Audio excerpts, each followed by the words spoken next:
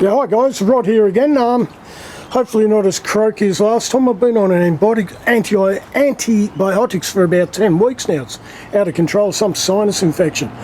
Anyway, I'm feeling bright enough to just do a quick video on some updates on the Forward Classifier. So I've added what I'm calling flippers, and they are designed to get more water to travel in.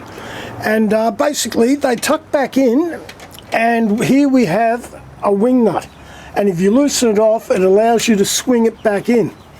And then I'll try to do this one-handed while holding the camcorder that I now only use with an extension cord, because even after buying a replacement battery, it just doesn't last. So it just goes to show you how good batteries are these days. It's a pity. I prefer to use the camcorder, not into those skinny little phone videos. I hate them. But anyway, so I'll just tighten that up. I'll get this level. And there you go. As you can see, we create a pressure point to help the flow go through. Now, as the flow and the pebbles and what have you, being a Forward Classifier, we're throwing heavies and lights, we're throwing it all in. Comes up here, and a new addition is also the diversion bar, I'm calling it. And it separates things,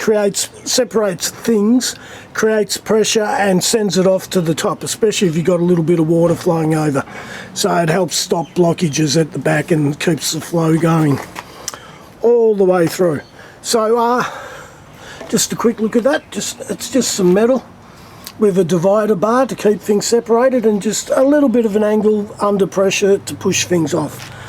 And yeah, I think it's all pretty cool. Looking forward to using this again. It's been a while. Anyway, hope that helps. Flippers, diversion bar. Good additions to your Forward Classifier.